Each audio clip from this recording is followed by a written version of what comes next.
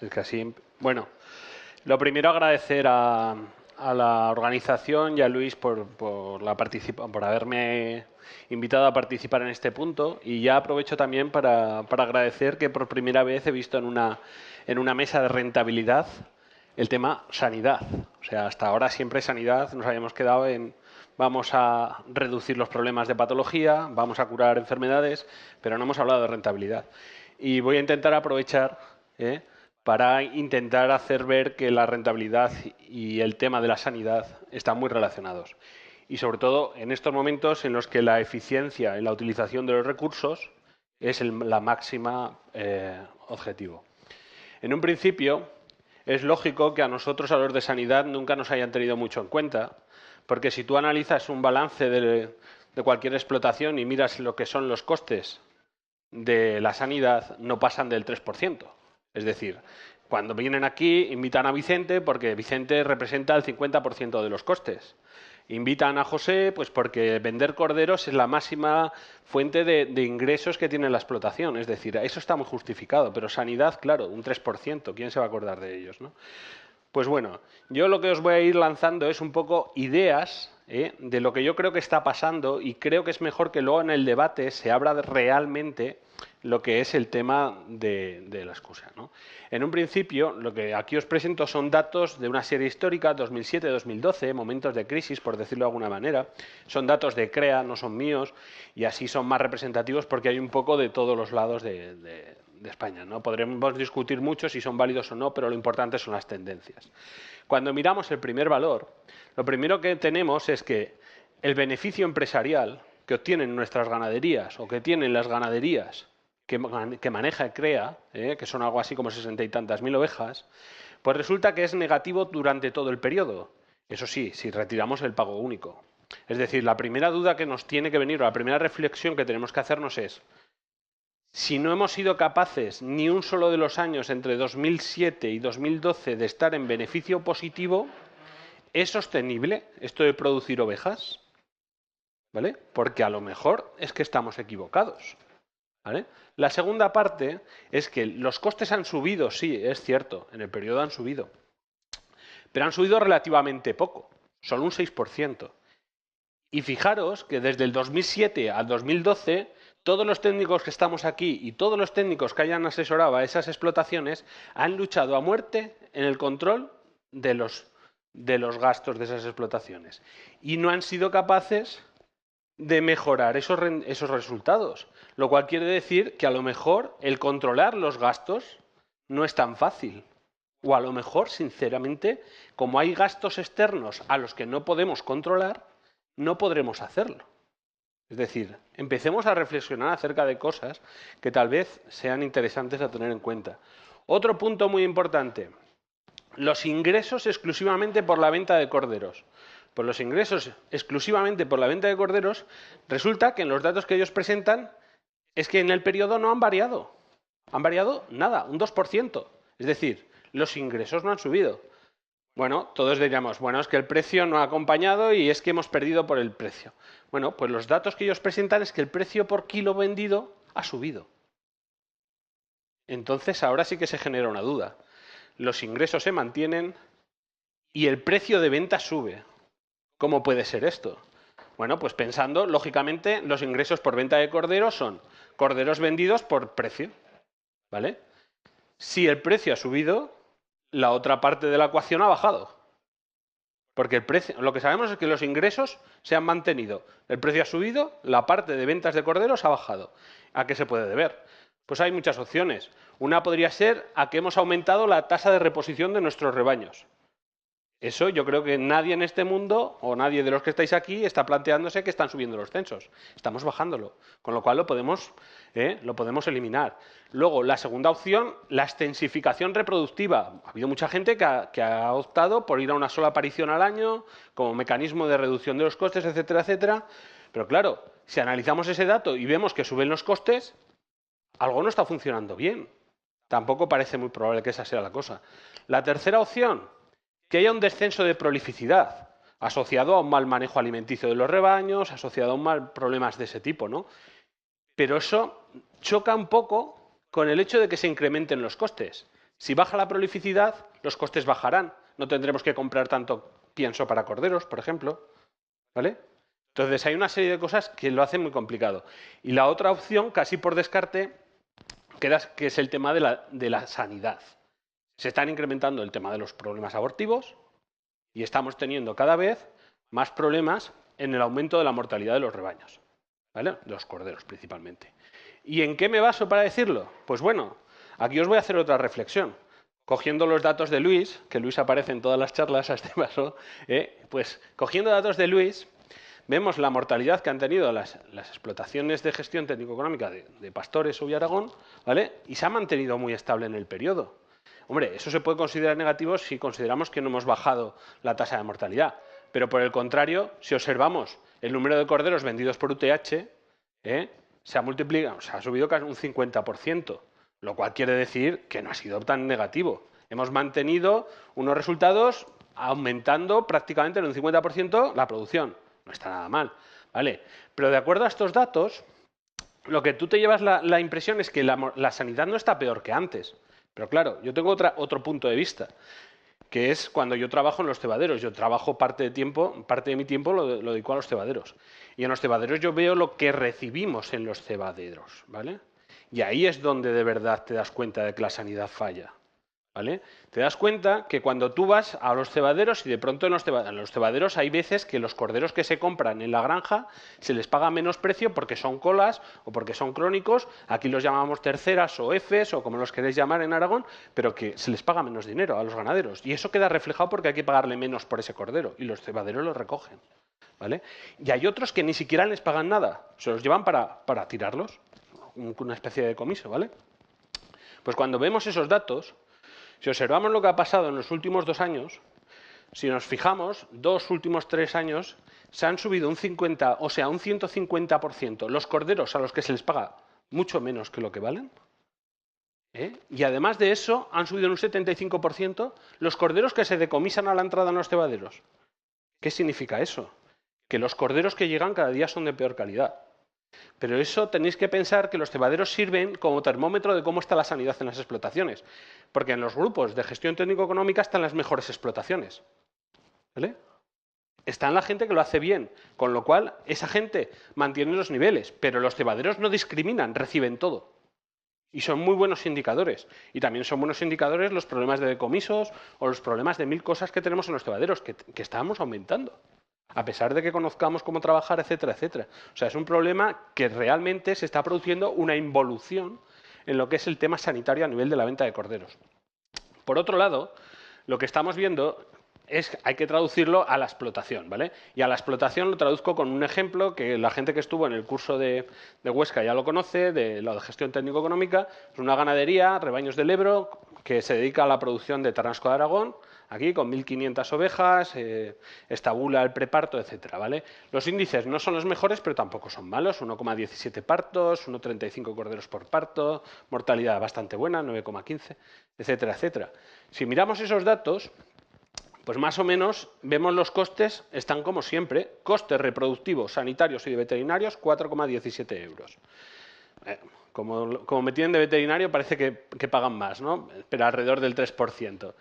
Además de eso, tenemos los costes de alimentación, unos 65 euros. Pero también tenemos costes para la selección, 2 euros que se nos van a los libros. También tenemos una serie de costes extra, ¿no? Cuando vemos todo esto y analizamos el porqué, en esta explotación que se pueden hacer bien las cosas, analizamos el tema de las mortalidades. Y vemos que los de parto simple se mueren en un 7%, mientras que los de parto doble se nos va la mortalidad hasta el 12%.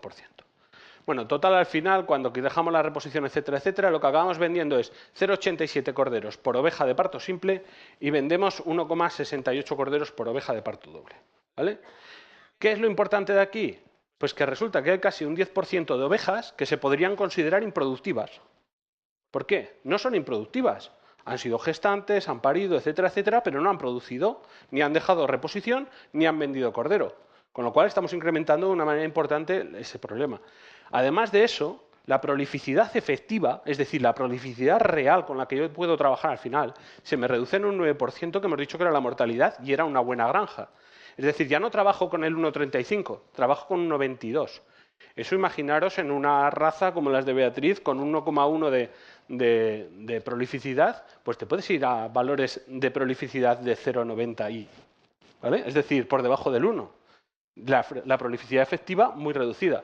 Y cuando trabajamos con razas prolíficas, este problema es mucho más grave.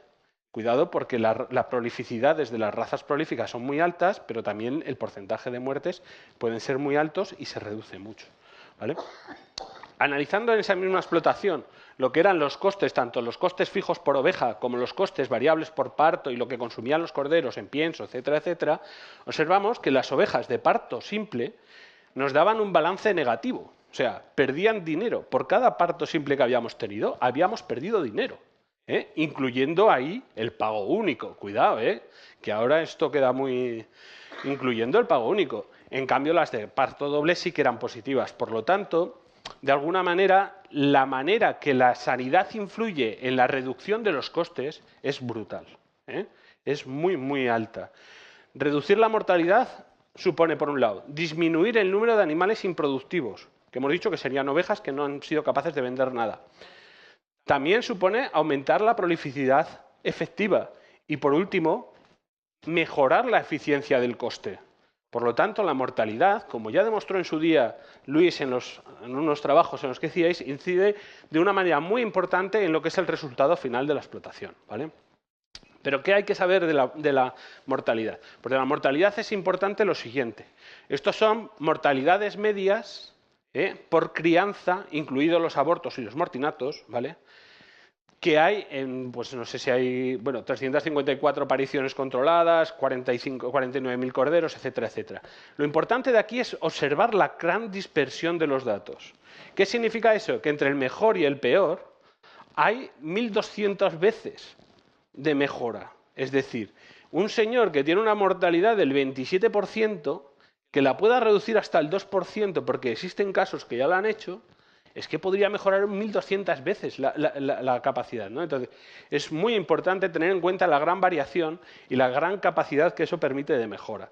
Y también es muy importante que cuando trabajamos en sanidad nos olvidemos de que solo trabajamos en sanidad de corderos, que trabajamos en la sanidad global, porque 1/3 de la mortalidad es previo al nacimiento, es decir, entre abortos y corderos nacidos muertos hay 1/3 de la mortalidad con la que trabajar.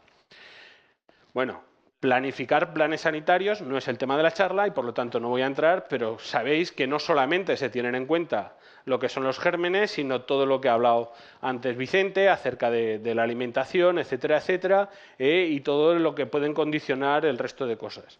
Cualquier programa sanitario está obligado a que maneje todos esos temas, ¿no? Y por supuesto, y fundamental, entendemos que la mortalidad de los corderos depende en un porcentaje altísimo de lo que es el manejo y de lo que es la mano de obra. Y por lo tanto, los planes sanitarios dependen casi completamente de la confianza que tengas tú con el ganadero y del conocimiento que tú tengas con el ganadero, ¿vale? Un plan sanitario debe incluir la información de que trabajamos con un porcentaje de muertes al parto, debe incluir también que hay un porcentaje de enfermedades, o sea, de muertes no infecciosas, principalmente pues, problemas de falta de leche, etcétera, etcétera. Y además también tiene que incluir, dependiendo de cuándo mueren los corderos dentro de la explotación, pautas especiales. Si mueren al principio, lo que tenemos es un problema de falta de leche. Si van muriendo entre 10 y 15 días, procesos diarreicos y a partir de ahí problemas respiratorios. Con todo eso elaboraremos un plan sanitario, ¿vale? Pero esto no es lo importante. Luego tenemos que entrar en cada una de las granjas. Y entrar en cada una de las granjas significa que cada granja puede requerir su propio plan sanitario. Y lo primero que tenemos que diferenciar es entre enfermedad presente y enfermedad importante en la granja. Y enfermedad presente es toda la que nosotros veamos, que para eso somos capaces de distinguir un montón de enfermedades, ¿vale? Pero lo importante es que empecemos a plantearnos que hay que trabajar desde un punto de vista epidemiológico. Es decir, por ejemplo, en una crianza de 300 corderos se le han muerto 39 al señor y hemos necroseado 5. Por casualidad esos días estábamos por ahí, hemos necroseado y hemos encontrado 2 corderos muertos por diarrea. ¿Vale? Un cordero por problemas de neumonía y otro por músculo blanco y el otro no sé qué. ¿Puedo decir que el 40% de los corderos se han muerto por diarreas? Fijaros que estamos hablando de que se han muerto 2, que de los 5 representa el 40%. Hombre, pues lógicamente, así a bote pronto todos pensáis que no, pero hay programas epidemiológicos gratuitos a día de hoy que te cuelgas en cualquier lado de Internet, podéis encontrar el error que cometeríamos en el caso de decir que el 40% de los corderos se ha muerto por diarreas, podría ser que fuera el 5 o el 80% de los corderos podrían haber muerto por diarrea. Imaginaros si nosotros estamos diciendo que el problema principal es la diarrea. No lo sabemos. Tenemos que acostumbrarnos a hacer más trabajo, no es representativo. Necesitamos ir acumulando datos. No os digo necropsiar más veces en esa granja, pero sí conforme las vayáis necropsiando, porque os van llamando, os vais haciendo necropsias, ir guardando los datos y a lo largo del tiempo vais a tener una base de datos con la que trabajar. Por ejemplo, en otro caso, por ejemplo, un cebadero, aquí pues con muchísimas más necropsias, etcétera, etcétera, se observa que de los 130 corderos necropsiados, un 78% presentan proceso respiratorio. ¿Puedo decir que es verdad? Pues hombre, en ese caso sí, se mueven entre el 71 y el 85%, es decir, es una enfermedad importante. Ya ha pasado de ser una enfermedad presente a una enfermedad importante. Pero, por ejemplo, el músculo blanco, que se muere el 1,5%, no puedo decir que lo sea, sino podré decir que como máximo se me mueren el 3,5% en esa granja por esto, ¿no? Entonces, al final de todo esto nos van a quedar un montón de enfermedades y tendremos enfermedades presentes, pero también tendremos enfermedades importantes, que pueden ser porque sean muy frecuentes, que pueden ser porque su riesgo sea muy peligroso en caso de aparecer, o pueden ser porque sean zoonosis y que haya que trabajar frente a ellas, ¿vale? Entonces, a partir de la situación de partida, haremos un análisis de las enfermedades importantes, estableceremos el plan preventivo y a partir de ahí obtendremos resultados. Muy importante que valoremos que si lo que hacemos tiene sentido económico, si no, la rentabilidad puede ser peor de lo que era antes. Hemos de valorar el beneficio tras la aplicación del plan preventivo, menos el beneficio inicial, y lo dividimos del coste. Si os sale menos de 2 es que no sirve para nada. O sea, pensar que mínimo doble de retorno a la inversión hecha para obtener unos buenos resultados. ¿Vale? Lo que pasa es que esto no es tan fácil, porque esto va cambiando continuamente, la explotación evoluciona, las enfermedades evolucionan, etcétera, etcétera. O sea, es un proceso que lo vais a tener que hacer de manera continuada. Hemos dicho, además, que hay otras enfermedades que son especialmente peligrosas por el riesgo que suponen. Por ejemplo, una vasquilla. Hay muy poca incidencia de vasquilla, muy pocas ovejas mueren de vasquilla. Pero el riesgo de que tú no vacunes de vasquilla y mueran muchas ovejas es muy alto. En esas no podemos aplicar el beneficio tras intervención. Tenemos que plantear enfermedades que son de riesgo, vas a plantear otra cosa. Es pérdidas ocasionadas por la enfermedad, en el caso de que apareciese, partido del plan preventivo. ¿Vale? Es totalmente diferente. En este segundo caso no valoramos un beneficio económico, valoramos una gestión de riesgos, por decirlo de alguna manera. ¿Vale? Y para terminar y polemizar un poco con el resto de la mesa, os voy a poner un poco en un ejercicio puro de cinismo, porque es total y absolutamente así, en el rebaño que hemos utilizado como ejemplo, ¿cuáles serían las mejoras que, digámoslo así, podrían ser probables, podrían ser difíciles pero conseguibles, o podrían ser imposibles de conseguir sin cambios importantes en la estructura de la explotación? En el caso de la prolificidad, pasar de 1,35, mejorar un 5%, irte al 1,42 es un factor bastante factible. O sea, se podría llegar a conseguir. Pero pasar del 1,35 a más de 1,49 ya empezaría a chirriar el sistema productivo. ¿Por qué? Porque empezaríamos a encontrarnos que los ganaderos posiblemente no estuvieran suficientemente capacitados. Y llegar a niveles, como hemos oído con el gen ROA, etcétera, de alcanzar esos niveles requiere que el ganadero esté bien capacitado para conseguirlo o tenga las instalaciones necesarias para poder llevarlo a cabo. En el caso de alimentación, una mejora del 5% supone reducir casi 5 euros, que no está nada mal. Pero mejoras de más de 5 euros por oveja van a requerir en muchos casos cambios de sistemas productivos. ¿Vale? O sea, un carro, un aprovechamiento de sus productos, mejora en comederas, etcétera, etcétera. A partir del tema de mortalidad, la cosa cambia mucho. Si partes de un 15%, que hemos dicho que sería un valor medio bastante aceptable, incluyendo todo tipo de muertes, bajar a un 10% no sería un problema excesivamente grave. ¿Vale? Van a ser reordenaciones y cambios en la ganadería que no van a requerir de modificación de las estructuras. Si esto es así, las mejoras que supondrían en el resultado de la explotación, o sea, mejoras que se podrían alcanzar si fijásemos cualquiera de los otros dos parámetros y solo modificamos uno determinado, nos dan escenarios productivos en los que la mejora de un 5% de la prolificidad mejora casi 60% el beneficio de origen, es decir, estaríamos hablando prácticamente de un 60%. En el caso de nutrición, bajar 5 euros por oveja, te vas a un 130%. Pero es que en el mejor de los casos, de bajar del 15 al 10%, puedes multiplicar por 5 tus resultados, ¿vale? Las situaciones son mucho más dependientes en estos momentos de la mortalidad que no de otras cosas. Los resultados que presentaba Luis, que eran año 2007, si no estoy mal equivocado, eran resultados en unas condiciones de producción con unos costes de producción relativamente pequeños para los que actualmente tenemos. Y ya hablaba que por encima del 15% de mortalidad el margen de beneficio se veía muy puesto en entredicho. Actualmente eso se produce con mucho menos del 15% de mortalidad, seguramente, porque nuestros costes son mucho mayores. Por lo tanto, la reducción de la mortalidad de los corderos es el factor que en estos momentos más puede mejorar los resultados de las explotaciones. Y esto es una labor que lleváis entre todos vosotros. Y pensar que cambiar la sanidad en las explotaciones no conlleva, per se, un aumento de inversión. Por ejemplo, esto es un cebadero. Los cebaderos me dan de comer en el sentido de que son mucho más fáciles de controlar las cosas. Fijaros el coste en 3 campañas diferentes, ¿vale? Primer año, 1,27, etcétera, etcétera. Y a partir de ahí vamos viendo cómo se va reduciendo.